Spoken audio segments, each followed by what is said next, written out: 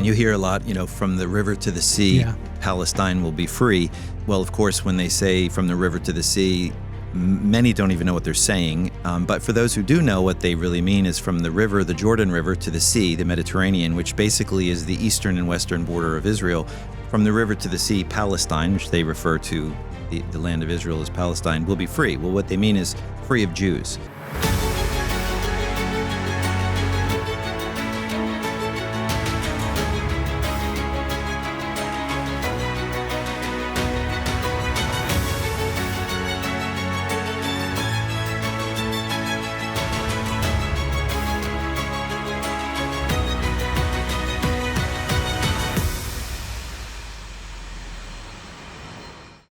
Welcome to this episode of Zion's Wire, the official podcast of Zion's Hope, where we bring you biblical insight and prophetic discussions with a passion for God, His people, and His plan for planet Earth. I'm Christopher Diaz, and this is David Rosenthal. Hey, Chris. Good to be here. Yes, it's great to be back together again. And there's been a lot going on in the world stage in the Middle East.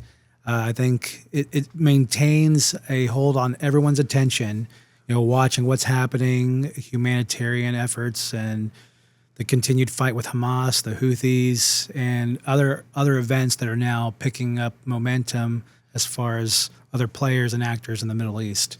Yeah, there's so much going on right now. And as you mentioned, a real emphasis on the humanitarian side of the conflict. And I would caution our viewers to be careful in terms of the things that they're digesting from the news media. So much there is, and a lot of conflicting reports, but so many reports that are very anti-Israel in terms of the humanitarian side. Look, it's a war, and with war comes a lot of casualties, unfortunately, and issues related to war, which are tragic in any scenario. When you have innocent people that are caught in the crosshairs of war, it's tragic. No matter which side you're on, you don't want to see innocent civilians, hurt. But the reality is that Hamas perpetrated this almost 2 years ago on October 7th, and that they still have 50 hostages, maybe only 20 living at this point. And I remind people here in the West, in the United States and Europe and other areas that watch, that were those our hostages? If they were American hostages, we would be tireless and relentless in our effort to bring them home, whatever it would take, to bring home our American hostages. Right. And people tend to lose sight because they get weary of the headlines and hearing about it. But these are real people who are still being held hostage by Hamas. Hamas has been unrelenting in terms of what they're doing, and this could all be over very quickly. And it could have been over much quicker than this had Hamas agreed to release the hostages and to relinquish power. And they have not done that. And therefore, this continues on, and Israel has every right to pursue avenues that they find necessary in order to bring those hostages home. There's been a lot of accusations about food-related issues and a lack of food, and things are being thrown around about starvation in Gaza and those kinds of things. Everything that I am seeing when you're reading behind the lines, underneath what the headlines are saying, is that there is not really starvation that's taking place in Gaza. You do have food insecurity where people are deeply concerned with where they're going to get their next meal and how are they going to get it. There's safety-related issues. My understanding from everything that I'm hearing is that there is a lot of food, and there's a lot of food within Gaza.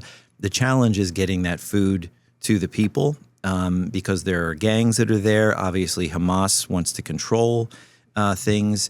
There are deep and abiding questions about the United Nations in terms of the ability to trust them and the things that they're saying. What's their role in this? However, there are, to be balanced, there are some who are saying that while the food may be there, that Israel has to make safer avenues for that food to be distributed. Some of the war-related bombings have made some of the roads impassable. So there is some concern there that Israel needs to make sure that they're allowing that food and facilitating that food to get to the people. But it is not an easy task by any sense of the imagination. So there also have been images portrayed across headlines and on newspapers and on television of children, from Gaza that that look emaciated, and some corrections have come out. Unfortunately, everybody sees the headlines, but they don't really see all the corrections that take place, that some of the children, particularly one that has been shown across the world, had a pre-existing condition. And it's tragic nonetheless, but you can't necessarily lay the blame of a child that looks emaciated because of a pre-existing condition at the feet of Israel because of problems with getting food to these people. So it is a difficult situation, a dire situation. And to that, just to throw in there, is that, and even in that picture and several of the others, they utilize children that have pre-existing issues, but then the parent or adults holding them look quite healthy. Yeah. And I don't want to have to run down this road, but the parent not showing any signs of malnutrition, and there's something. You're right. And there's a history of propaganda within Gaza and within these communities, a history of them staging events. I've seen it personally myself. I've seen a lot of information about it, how they're notorious for using disinformation, for using images as propaganda to garner feelings across the world that would be anti-Israel and pro-Hamas. The other thing that I caution people to be aware of is that a lot of the statistics that are coming out of Gaza are coming from what's known as the Gaza Health Ministry. Well, the Gaza Health Ministry is run by Hamas. Exactly, yeah. And so Hamas are the terrorists. They're the perpetrators of the original massacre. They are the ones who claim that they're still in power. They're the ones that clearly have done things to injure their own people in using their people as human shields, as putting weapons depots and other military-related things under hospitals and under mosques. So to hear statistics coming from the Gaza Health Ministry, pardon me, but I question a lot of the information that they're providing. Obviously, there are casualties. Obviously, there are the horrors of war that come with this. So I'm not negating or saying that these things aren't there and that there aren't real problems and major crisis problems in this area. But for the news media to just pick it up, particularly European news sources, newspapers and media across Europe and some within the United States as well, pick up on these stories and run with them.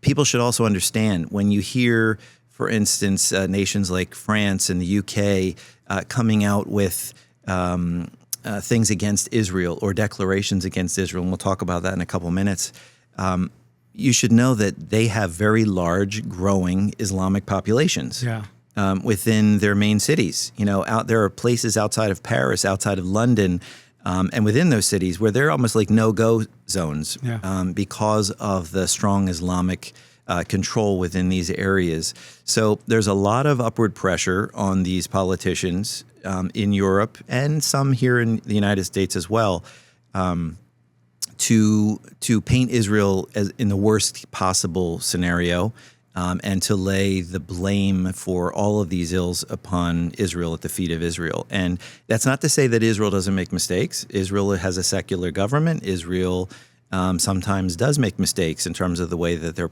they're handling things. But as a people and as a government, I do not believe that Israel has any intent to starve the people of Gaza. Right. I don't believe that is in their thinking about the idea of trying to starve out the people of Gaza. They don't want to see that happen. What they do want to see is for Hamas to go away, for Hamas to relinquish any power that it has, to relinquish its weapons, and to essentially say we give, and to allow Gaza to have some type of humanitarian resolution for the ills that are taking place there now, for the problems that are there.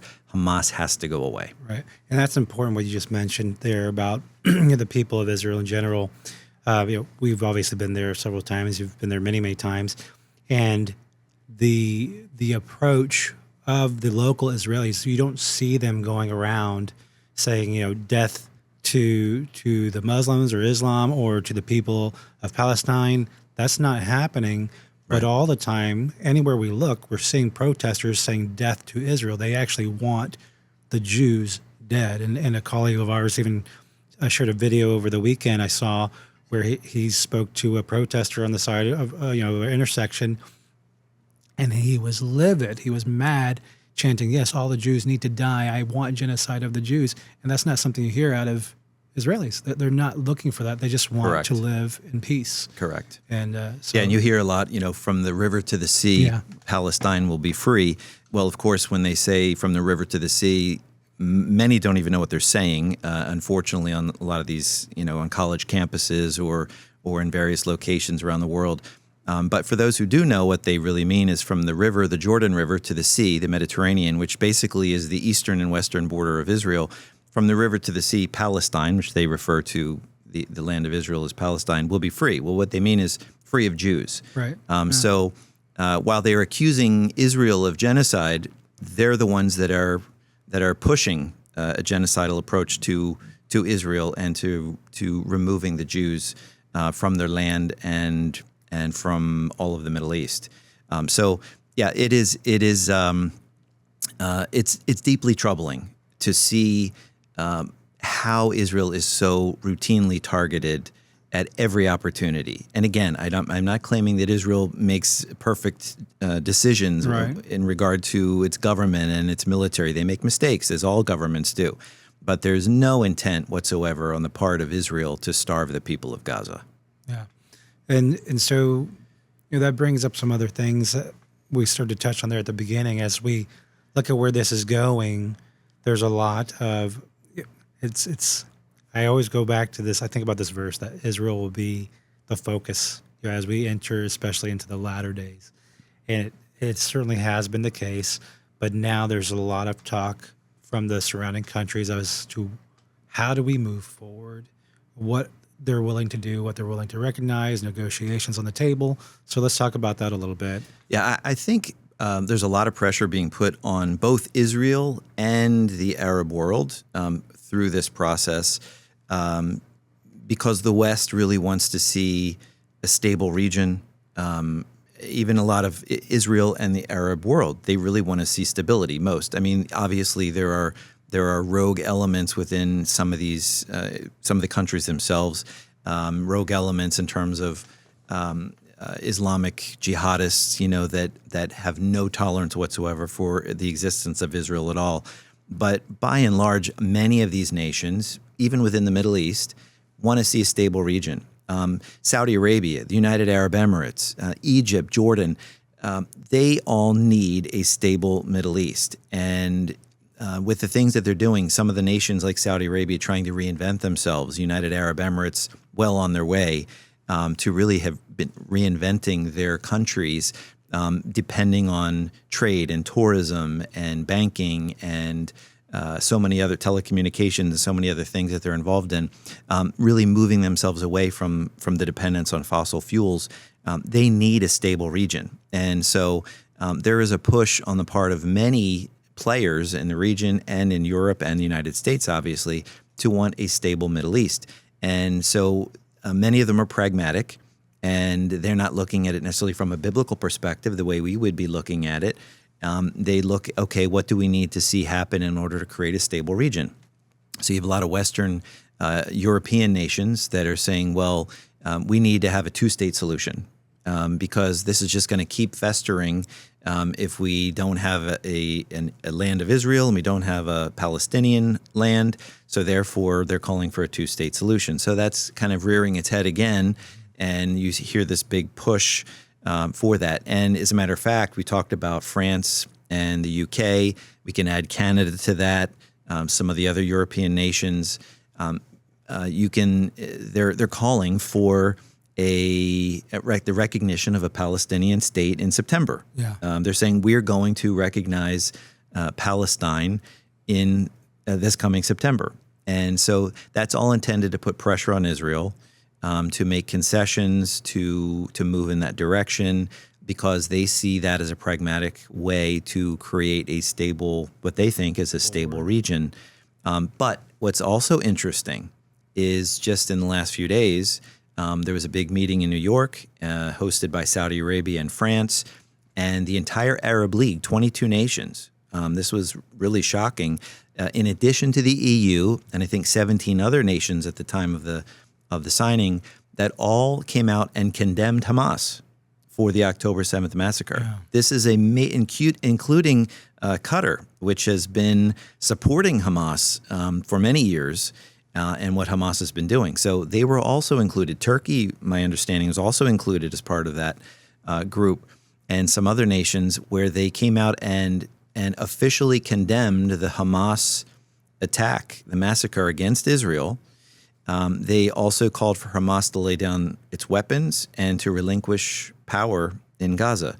Very significant. But in the same token, they also say they're interested in due time normalizing relations with Israel, but they want to see a two-state solution. Mm-hmm. And that has always been the sticking point.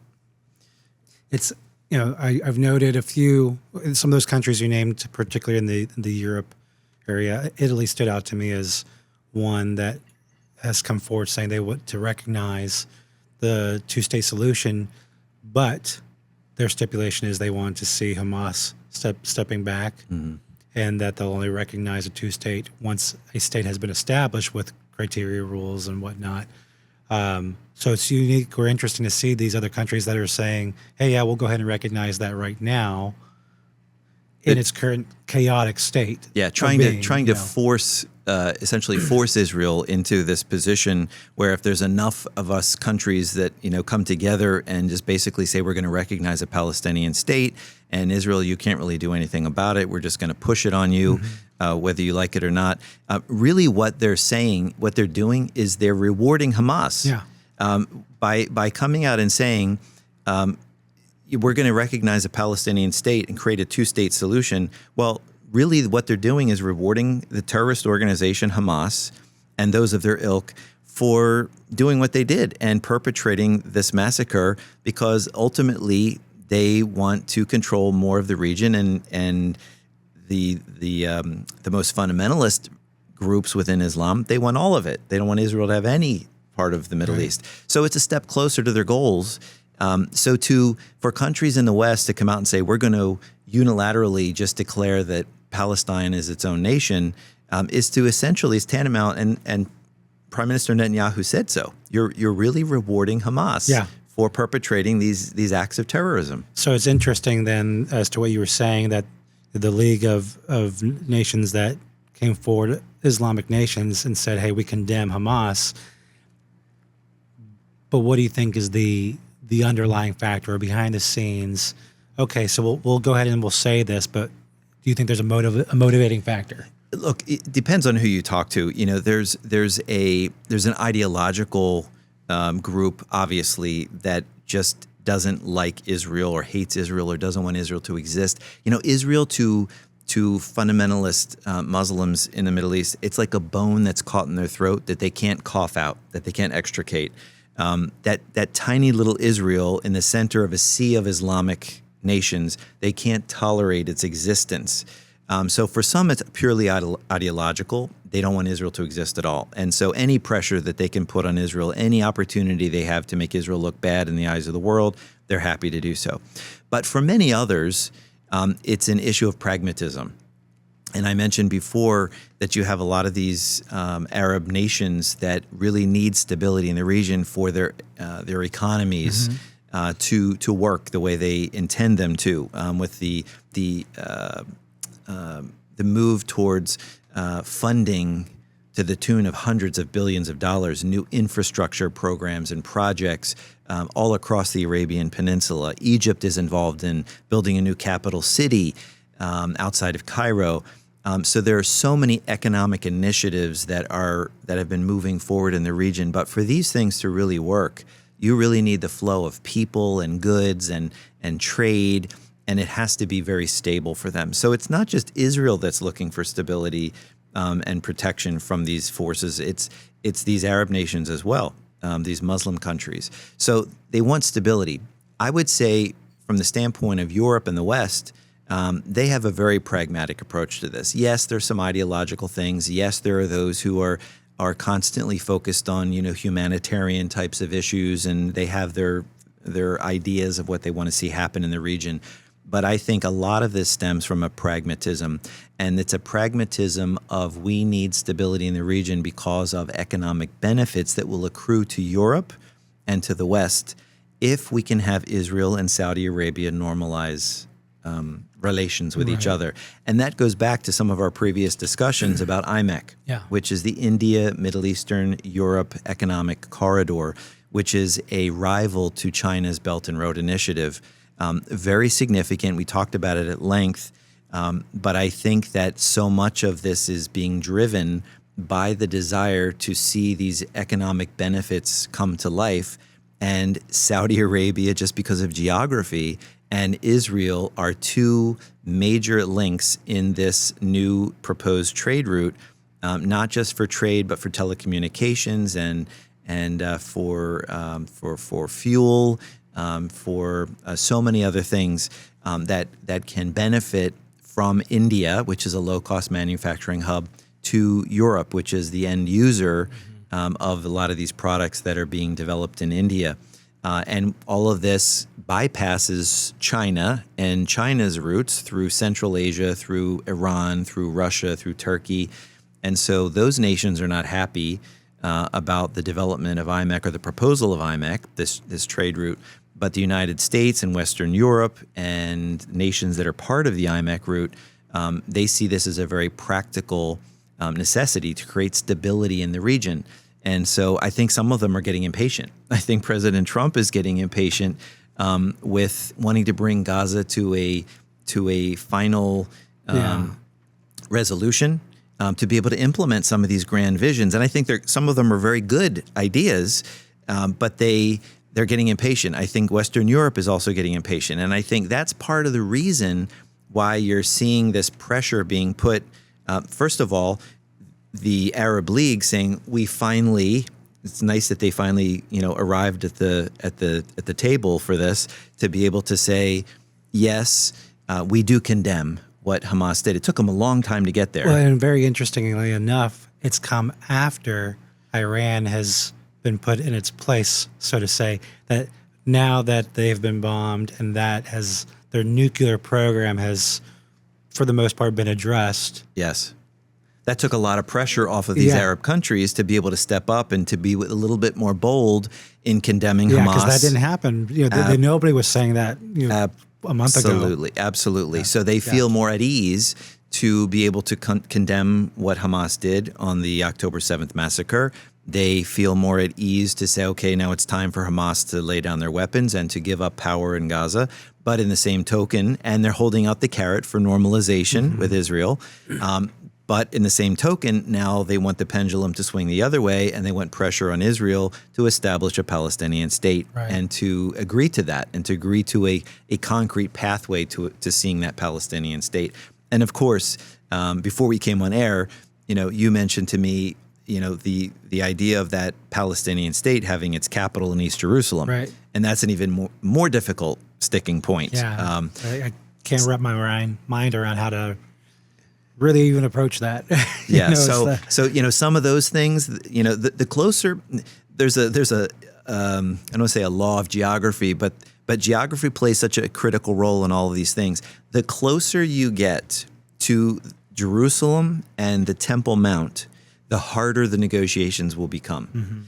And I would suggest that as Israel and its neighbors are working through these issues related to Gaza, related to borders, related to Lebanon and the Golan Heights, those are tough issues to work through. But those issues are much easier to work through as they're further away from Jerusalem. But the closer you get to Jerusalem and as time moves on, the negotiations are going to get even more intense and more difficult because you're getting to the heart of the issue, which is a spiritual matter. Right. This ultimately is a spiritual conflict between God and Satan, and who is going to control the Temple Mount in Jerusalem? Is it going to be Satan and his progeny, the Antichrist, or is it going to be God and his son, Jesus Christ, who will come back as the Lion of the tribe of Judah to rule and to reign from Jerusalem, from the Temple Mount over the world?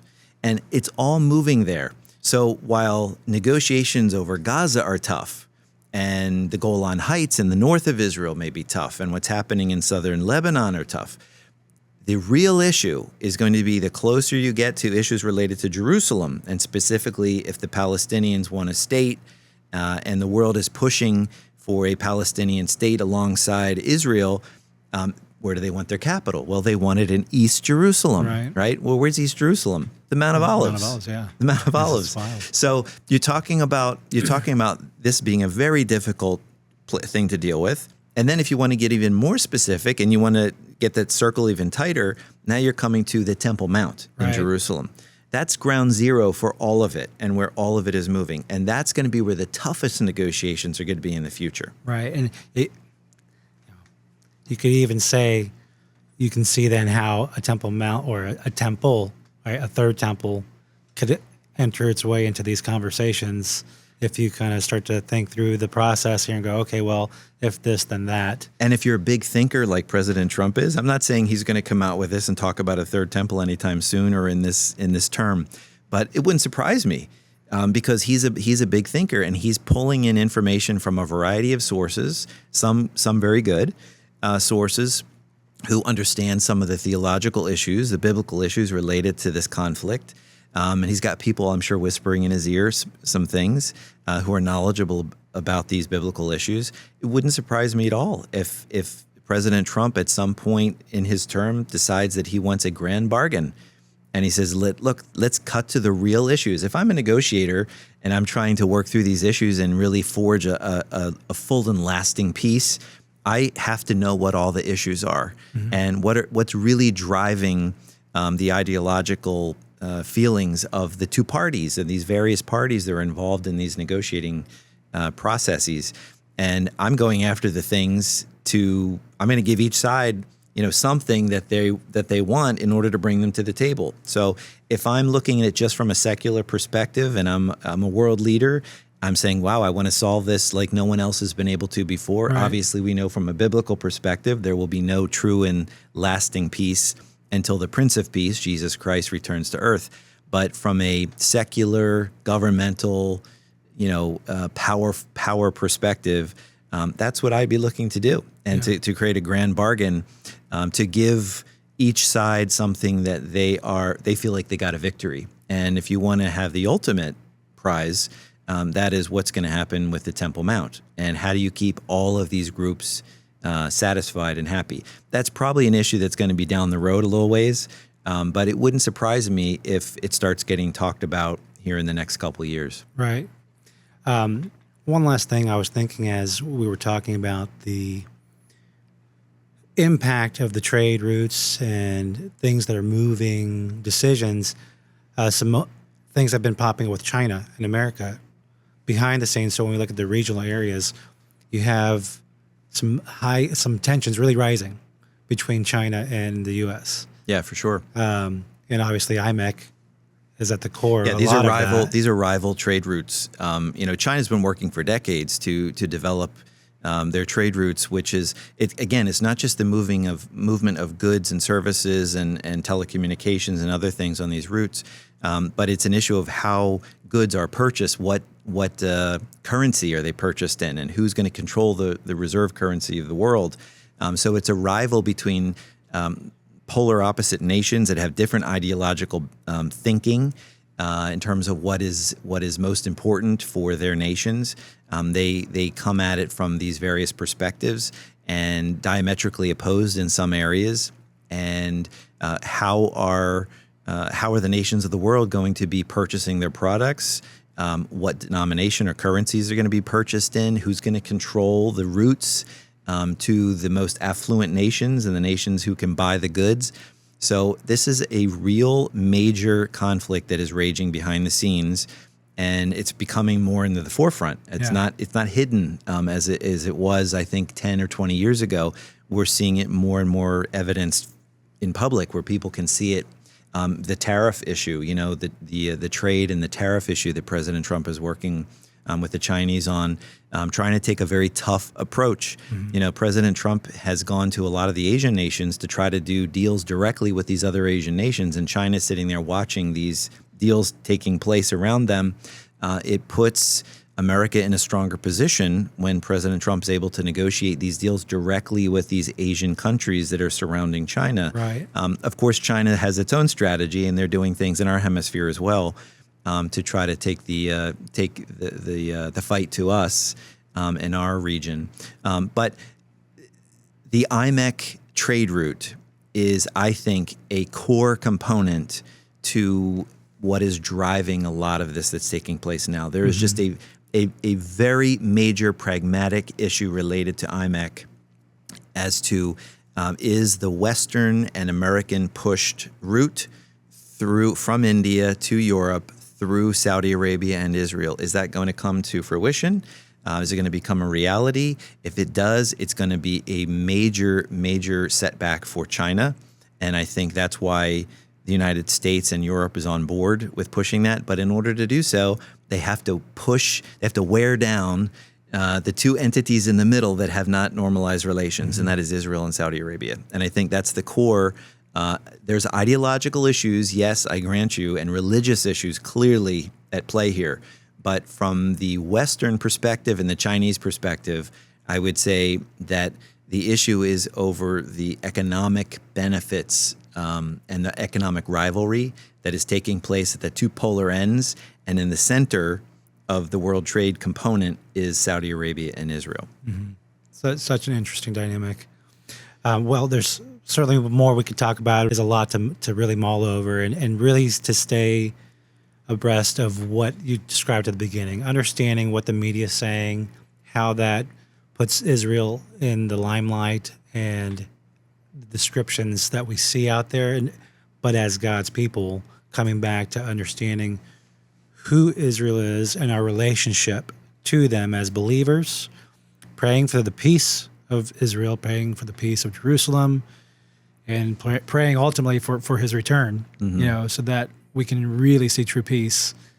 And while we're watching for those things and praying towards that lasting peace and ultimately the return of Yeshua HaMashiach, Jesus the Messiah, as Israel's greatest king and Messiah of the world, I would also encourage people to remember that as we look to the Middle East, we don't just look at it in terms of nations and governments and militaries, but we think of people, we think of individuals, we think of families, and realize and remember that each person is a soul, and each of these souls, each of these people need to find peace with their Creator. And they need to understand that the God who created them, whichever side they're on, that the God who created them loves them and provided a means for their salvation, and that is through the person of Jesus Christ, who died on the cross to pay the penalty for their sin. And we should remember, in the midst of where we're looking at taking sides and who's right in the conflict, who's wrong, who's the aggressor, that doesn't negate the fact that we believe that there are clear moral. There are clear nations that are in the moral right, and those entities that are morally wrong and bankrupt in this. Nonetheless, we pray for all people that they will come to know who Jesus Christ is and that he came to save them. Right. Well said. That's it right there. Getting the good news to all people, no matter where they stand. So to our audience, I hope you found this meaningful. Please track along with us. Download the app. Stay up to date on all the things that we're doing here at Zion's Hope. We have so much going on, and your involvement goes a long way. So download the app, follow us, subscribe, send in your comments, and we'll look forward to connecting with you again soon. Thanks for joining us today on this episode of Zion's Wire. a podcast fueled by a passion for God, His people, and His plan for planet Earth. If you were encouraged by today's episode, share it with a friend and subscribe, or follow us on your favorite podcast platform so you never miss an episode. Help us reach more people with the message of hope by leaving a 5-star review and download the Zion's Hope app for additional teachings and content. Keep the conversation going with questions or comments. Until next time, keep watching, keep praying, and keep your heart fixed on God's Word.